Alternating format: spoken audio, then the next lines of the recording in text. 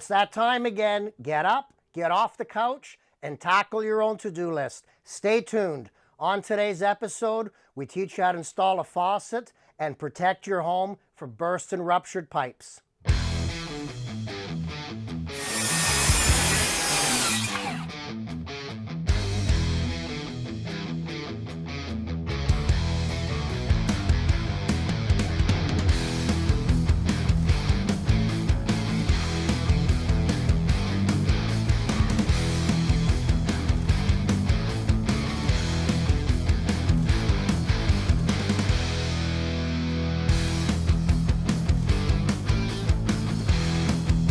Load the truck, ladders, tools, all materials.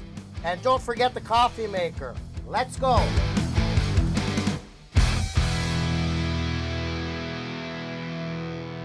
I am your host, Bob Assadourian. Love home reno, do not change the channel. This program is twofold, two goals in mind always. Number one, Bob will motivate you to get up, get off the couch, and tackle that never-ending to-do list of repairs and renovations all around your home. Goal number two, to help you, to educate you, to find the right contractor for you in your own home in the event the DIY is absolutely not for you. Maybe a lack of time, lack of energy, your ladder's not long enough to reach the second-story eaves trough. That's absolutely fine. Watching this program will enable you to take care of your home. Either way, DIY or hire out. Now, speaking of hiring out, licensing. Licensing is very, very important. Let's take a moment to show you the credentials that are required. Unlike reality television, today's host is actually licensed. Not one, but two. The master building repair and the contractor portion of the license. Why is that important? Well, let's take a moment to talk about the Ontario Building Code.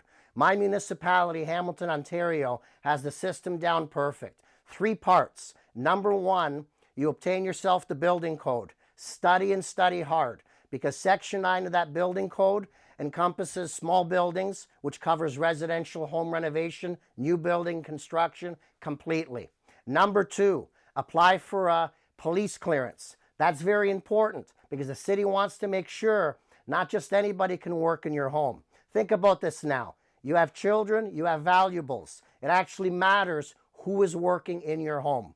Number three, attestation form you sign to the city, acknowledging that you carry minimum $2 million liability insurance in the event that you cause any damage to the property while you're working there. Why is this critical? Because this separates the riffraff, the bums, from the honest, legitimate, trained, educated contractors. The people that have an infrastructure in place. This isn't a side gig. They're not moonlighting. They're licensed, they're legitimate. This is their business. This is their life. So that's very, very important for everybody watching today. You want to find the right contractor for you and your home. Ontario, the province, they don't really award respect to us contractors, renovators, handy people. For example, they license electricians province-wide. An electrician's license allows them to work in any municipality in the province at all. With us, the province, again, doesn't license us. They leave it up to each and every municipality to create a bylaw, such as Hamilton, the bylaws, the master building repair license, and that makes you legitimate. Let's look at another municipality, Brantford, Ontario. In that city, yesterday, you could have been pumping gas at the gas station. No problem with that. You work hardest to be respected. However, the flip side, tomorrow, you decide you want to be Brantford's new contractor. All you need is $300 to $400. Put that money down, and they issue you a license. No examination, no police check, no attestation form proving you carry insurance. It's a bad system, and it's a great danger to every single homeowner hiring those contractors. So these things always need to change. That's very, very important. They must change at some point, and they can change by residents contacting their city hall and asking for change, demanding change. That's how real change comes about. That's, again, very, very important. Speaking of programs, this is interactive. It's always been two-way with the Just Ask Bob show. You send us your questions, whether by tweet, whether by email, or whether by phone, and we will always do our very best to match it up to one of our real job sites, our real construction sites, where we can put the footage together and we can air that footage and showing you the answers to your questions. We have an email that precipitates today's renovation. Hey, Bob, my friend's toilet water supply, plastic, ruptured while she was on holidays, and the water damage was devastating. Bob, what type of water supply line do you recommend, and what faucet brand do you recommend? Thank you, Bob. Tina, thank you very much. Excellent question. Let me start off with a vacationer's tip. This is gold, and take it as such. You're never going to read this in your homeowner's insurance policy, and your broker will most likely never tell you this little secret, this little plumbing trick. Every home has a master shutoff valve, usually on the foundation side in the basement, facing the front street side of the home. Before you leave, even for a night, 2 nights, a weekend, especially a week or 2 vacation, turn off the water supply to the home, and then very simply flush a single toilet or turn on a single faucet for a moment. That will bleed out the water and you're done. Whether a pipe ruptures, whether a faucet fails, the system is unpressured and the water is turned off. You will save yourself possibly a 6-month to a year-long headache. I don't care how many people tell me, Bob, we have insurance, that's what it's for, and we'll even get a better home out of it. No, you're not. Insurance is not there for betterment. Insurance is there to put you back to the same position you were before the claim occurred. So you're going to only have a headache. You're going to be likely moved out of your home, living in a hotel, living somewhere much smaller than you're used to, and then you're going to have to deal with the restoration contractors the insurance company sends you. And I can guarantee you they haven't studied the Ontario Building Code, and none of them have the Master Building Repair License because they don't need it. The insurance company oversees the work, therefore they can hire and use whoever they choose. So these things are absolutely critical for you to understand. On today's program, today's job site, we're going to be covering the flex line that goes to the toilet, not a plastic one, a Bob's Top Pick, a metal braided one.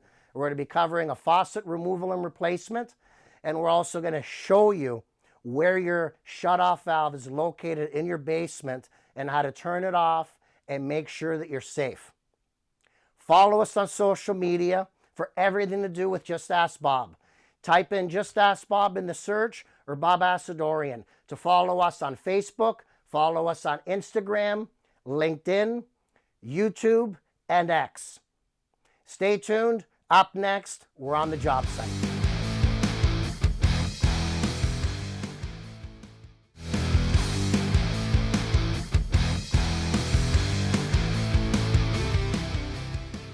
Today we're going to teach you A to Z how to install this beautiful faucet. She's a Moen, stunning fit and finish, single handle, and longevity. This will last you. Faucets range anywhere from $80 to hundreds of dollars. This is about $120. Calling in a contractor plumber, they're going to charge you minimum $200 to replace your faucet. Think about that now. Multiply it. Do the math on how many faucets you have in your own home. Skill level from 0 to 10, this is about a 5. Perfect DIY project for you, the homeowner. Let's take a moment to go through some of the tools that will be required. Obviously your faucet, Bob's Top Pick, the Moen. To the left, you're going to need some water pump pliers. To the right of that, 2 different sized, large and small, adjustable wrench. And then the final item is the flexible supply line hoses. These do not come with faucets. Sometimes for a kitchen faucet, they may come with it, but they're permanently attached to the body of the faucet. So when you're out shopping, make sure to read the package. That way you know if it comes with water supply lines, and if it does not, always buy the Top Pick. Steel, metal, braided supply lines. Talk about the variety of sinks that you would be installing your faucet in. As you can see, this is a 3-hole sink. Some of them have a single hole in the center. The style trend, design trend these days is to have a single hole in the center. That way the faucet rises nicely, neatly out of it without the need for an old world deck plate. However, if the sink has 3 holes, you must install the matching faucet, which would have a deck plate. So again, this is important. Make sure you know what type of sink you have or what type of sink you'll be purchasing.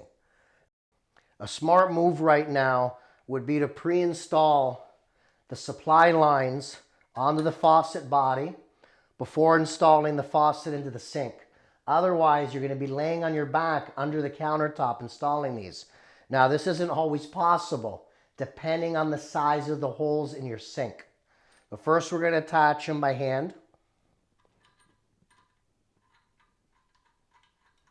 I'm working with my left here. It's awkward, so I don't block the view for those of you at home.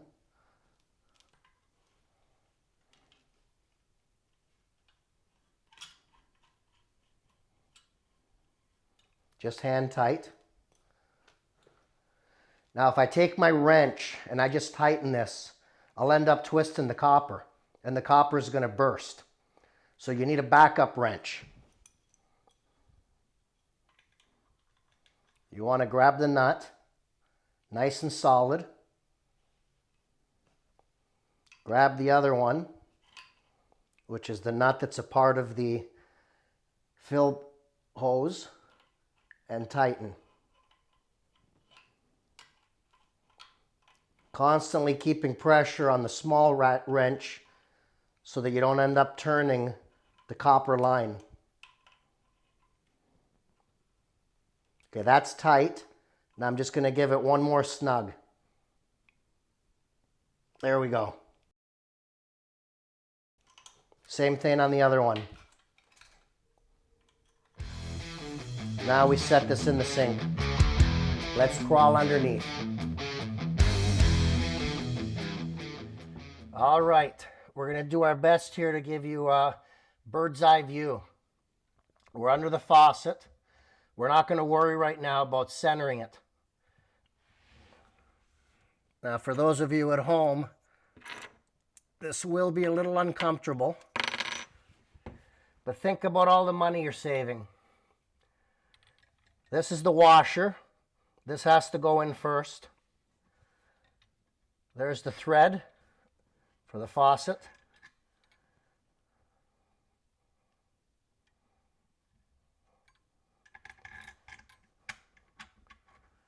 Slide that on.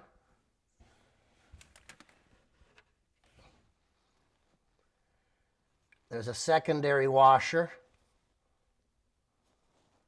Slide that over the thread. And then there's the nut.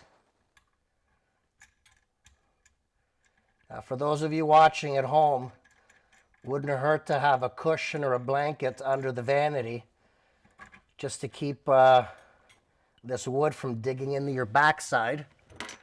I've been doing this as a living for 20 years, so I'm a little immune to it. Same thing on the other side now. I don't know how well you can see this at home. I hope you can. The Just Ask Bob show, we go to a lot of great lengths and effort to demystify home renovations, topic by topic, to try to teach you how to repair, remodel, and upkeep your own homes.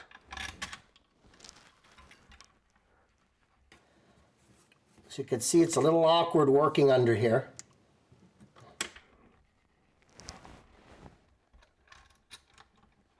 It's nice when you have a helper.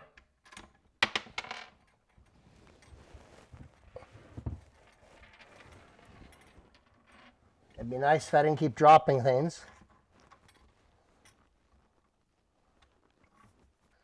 Once I get this tightened up, then my helper's going to adjust the faucet.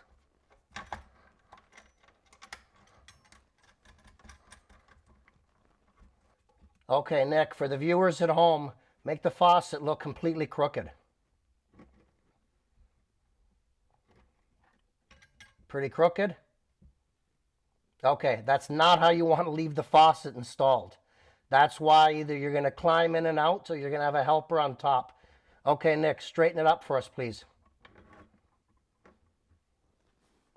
Once you have it straight, Nick, sight line it. Get a good look at it and, sight line your eyesight to it. Make sure it's perfectly straight. Okay, stay there a moment, Nick. So that's straight, right? Okay, give it some pressure just while I tighten these up.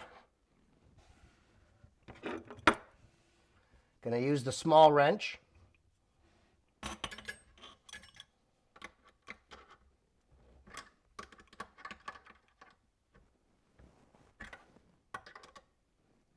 Is it still staying straight, Nick?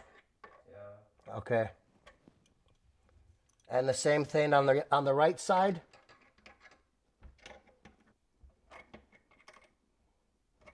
Not too tight though. These sinks are made out of China. Not in China, but out of China. So you don't want to over tighten it because you could crack it. Okay, next we connect the water lines. On the left, the red, PEX piping, modern new home construction. With the shut-off valve, obviously it's in the off because the system is pressurized. On the right of that, you can see the blue water line with the shut-off. Now we're on the second last step. We're attaching the flexible supply line to the shut-off valve. You want to start by threading it on by hand.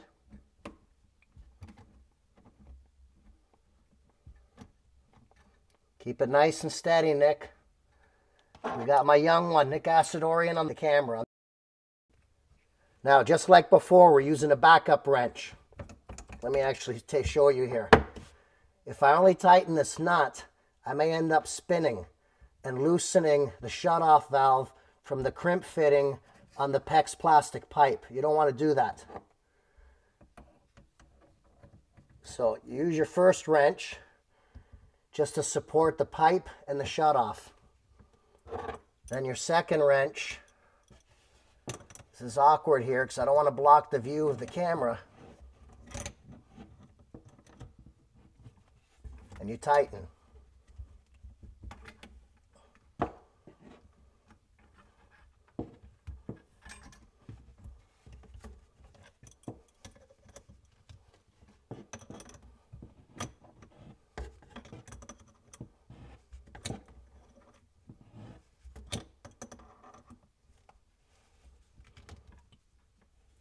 Nice and snug.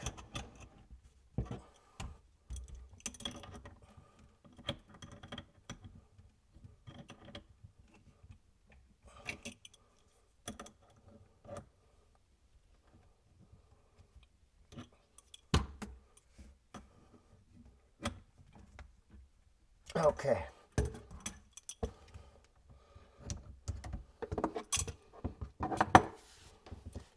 Same thing for the other side, and then we're going to show you how to attach the strainer. Final step before turning on the water and testing the faucet. If you're cutting into the copper, or you're soldering, or doing any involved plumbing, you should always take off the aerator. The aerator's got a fine screen in it, so you don't want to trap any debris in it. Always take it off, and they're easy to replace. Put it in the bottom. Wiggle, line up the threads, and then tighten. I would stop at hand tight. If you have an issue, you can use adjustable water pump pliers on them, but you should wrap the pliers with electrical tape or cloth so as not to mar the nice chrome finish.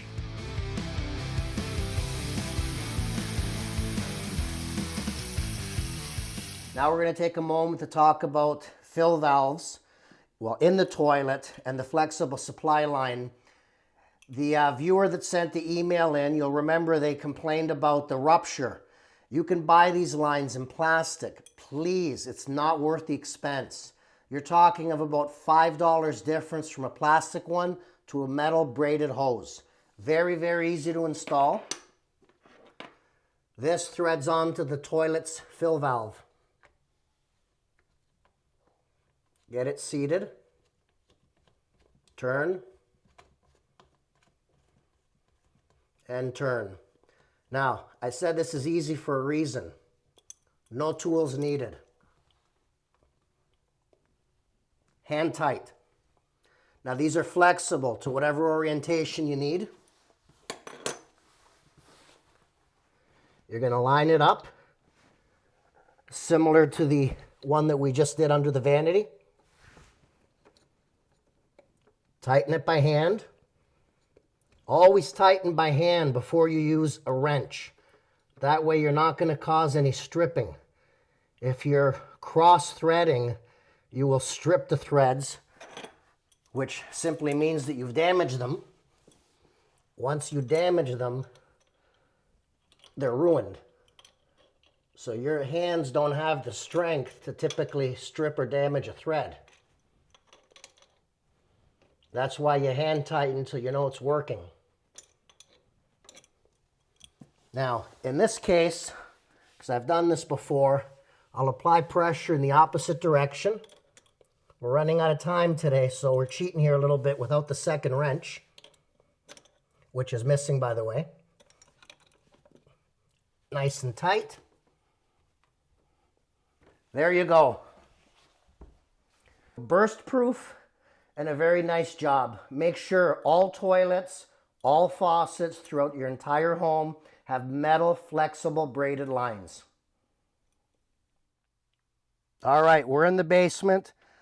I know you're excited. You're thinking of your vacation, but please, this is 2 minutes it'll take you, and it could save you tens of thousands of dollars in damage to your home and also an inconvenience. That's your home's water meter. You should know where it's located. It's in every basement, and it's on the foundation wall facing the street side. Follow the line, follow the copper pipe, right to that, the master water shutoff. Once you turn that off, water cannot and water will not flow beyond that point to all of the fixtures throughout all the levels of the home. Turn that off before every vacation. And now with one flush of the toilet, that will cause the water pressure to decrease in all the lines. And obviously the master shutoff is turned off. That means nothing can build up. You're safe. You're set for your holidays and vacation. Nick, give it a hit.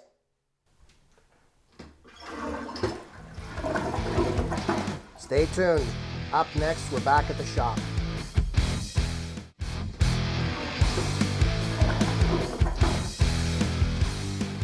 Now on to a very important segment of the program, appropriately titled Bob's Top Picks and Bob's Bewares. From a contractor that's been licensed and experienced for well over 20 years, I can bring my experience and teach you, the viewer. Beware of plastic or flexible water supply lines for your toilet or sink. The only pro is they're cheap, but they're garbage. Avoid them at all costs. Bob's top pick, braided metal supply line. This line is metal, it's flexible, easy to install, and much, much less burst resistant than a plastic one with much more longevity. So what I'm trying to explain to you here, and I've said this many times before, think about it. When you cut the crooked and overcharging contractor out of the equation and you DIY yourself, you save money. Take those savings, some of them to the bank, and some of them reinvest them into the best quality materials you can afford, such as the supply lines. For example, rock wool insulation, which will lower your heating and cooling costs in your home as opposed to pink fiberglass insulation. The highest quality components for that beautiful backyard oasis and deck, or your kitchens, basements, and bathrooms. You save money, reinvest it in yourself. Follow us on the largest home improvement database on the net, hands down, justaskbob.com. Hundreds of these educational episodes where you can pause, fast forward, or rewind and learn at your own pace.